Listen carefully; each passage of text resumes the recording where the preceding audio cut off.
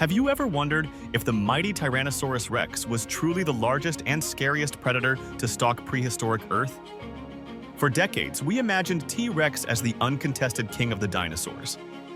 But hidden within the fossil record is a colossal contender that challenges everything we thought we knew about the reigning champion.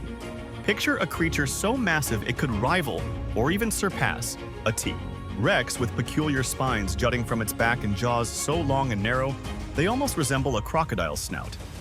This is the enigmatic Spinosaurus, a dinosaur that has divided scientists, ignited fierce debates, and redefined what we consider possible in the ancient world. The saga of Spinosaurus begins in 1915, when a German paleontologist named Ernst Stromer made a startling find in the blistering desert landscapes of Egypt. He unearthed fragmentary fossils unlike anything the scientific community had ever seen.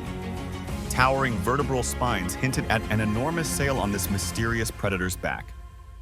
A narrow, elongated jaw bristling with pointed teeth suggested a specialized hunter. Intrigued, Stromer carefully shipped these bones to Munich's Bavarian State Collection, hoping further study would solve the puzzle of this unusual dinosaur. But fate intervened in the worst way imaginable. During World War II, Allied bombing raids targeted Munich, and the building housing these precious fossils was hit. Almost overnight, the only known Spinosaurus skeleton in the world turned to rubble, leaving behind just Stromer's notes and a handful of sketches. That disastrous moment robbed paleontology of a crucial piece of evidence and forced scientists to rely on limited records for decades. For a long time, researchers imagined Spinosaurus as a sort of T-Rex with an exotic sail slapped on its back. They visualized it stomping across the land on two massive legs, crushing everything in its path. This vision of a lumbering giant, 16 meters long, powerfully built, and rocking a bizarre sail, captured public fascination. It appeared in textbooks, documentaries, and even big Hollywood films. It was the stuff of nightmares, until new discoveries started to poke holes in that simplistic picture. But the story was just beginning to unfold. A few unexpected fossil finds in later years would turn the paleontology world on its head, and hint that the real Spinosaurus was more astonishing than any old movie monster we'd conjured in our imaginations. Fast forward to the 1980s, when another member of the Spinosauridae family stormed onto the scene, Baryonyx. With its huge, curving claws and evidence of a fish-heavy diet, Baryonyx gave scientists their first clues that these predators might have been more specialized than T-Rex or Allosaurus. Suddenly, the notion of a broad-headed land predator began to crack. If Baryonyx used its claws to snag fish from rivers or lake beds, where did that leave Spinosaurus, the older, bigger cousin discovered by Stromer? The puzzle pieces began to multiply. Several partial skeletons discovered at different times and in different regions were reshaping the story. One major revelation was that Spinosaurus and its relatives seemed to share anatomical features that strongly contrasted with the classic T-Rex blueprint. These Spinosaurids had elongated skulls, conical teeth, and forelimbs equipped with robust claws. They likely specialized in aquatic or semi-aquatic hunting, but at first the evidence was scattered and some of it was contradictory. Here's where the controversies really heated up. One batch of fossils suggested Spinosaurus had a body shape radically different from other giant predators. Yet another study implied it might not be as unique as the hype suggested. Paleontologists were pulling data from incomplete skeletons, each find revealing some new twist that contradicted the last theory. In essence, it was like unraveling a mystery in reverse. The more you learned, the less certain everything became.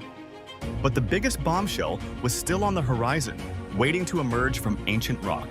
The real question was, did Spinosaurus spend most of its life in water, making it the first truly semi-aquatic dinosaur?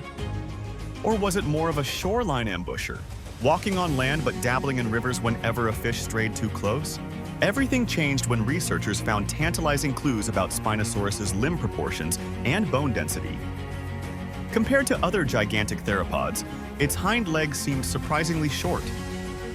On top of that, certain skeletal features indicated it had more solid, dense bones, a hallmark of creatures that need better buoyancy control for aquatic life.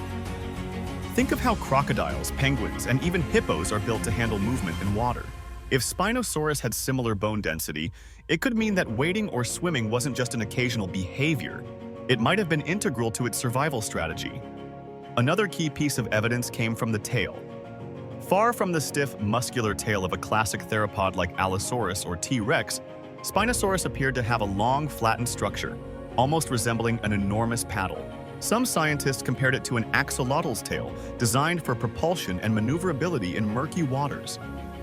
Add in the possibility of webbed feet, suggested by elongated toe bones, and the picture of a water-loving dinosaur began to solidify.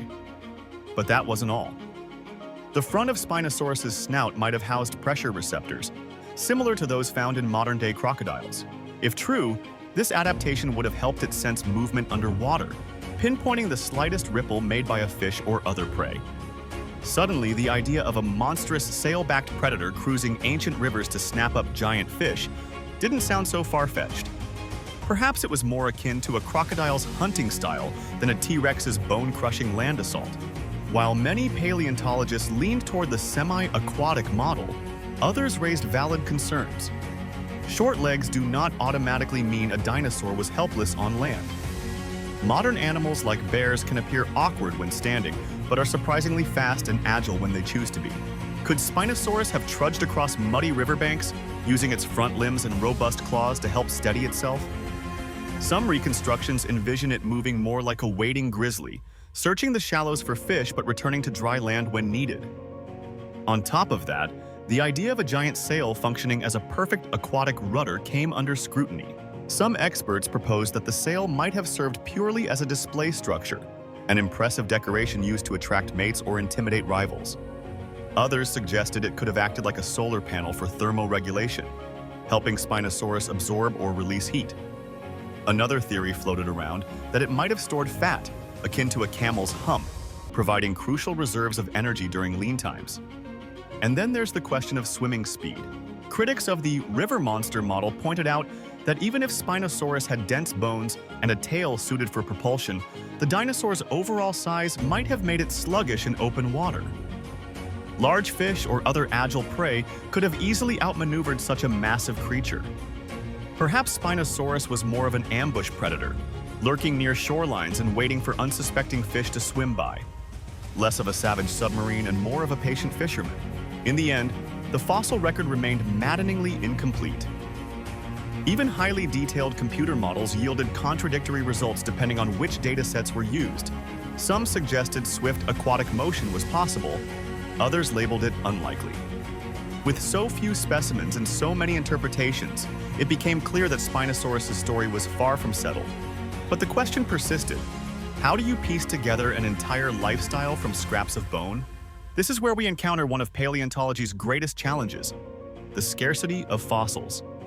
Only about 6 partial Spinosaurus specimens have ever been found, each one incomplete and each from a different individual. One might have a few well-preserved vertebrae. Another might include fragments of the skull or tail. None give us that pristine, full-body snapshot of the dinosaur we're craving. Trying to understand Spinosaurus is like attempting to solve a 1,000-piece puzzle when you only have 6 pieces, and all of them are from different parts of the image. Every single sail vertebra found so far is broken or eroded, making it tough to determine the sail's true height or shape.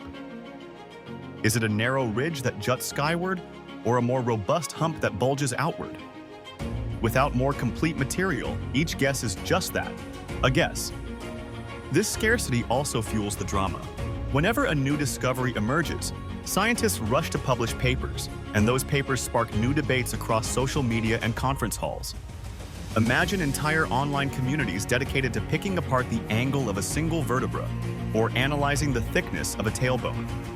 Yes, it sounds nerdy, but for paleontologists, these details can be transformative, rewriting millions of years of evolutionary history in a single sweep. The fervor surrounding Spinosaurus isn't just about bragging rights or sensational headlines. It touches on fundamental questions of dinosaur evolution. If Spinosaurus truly was semi-aquatic, it changes our understanding of what dinosaurs were capable of.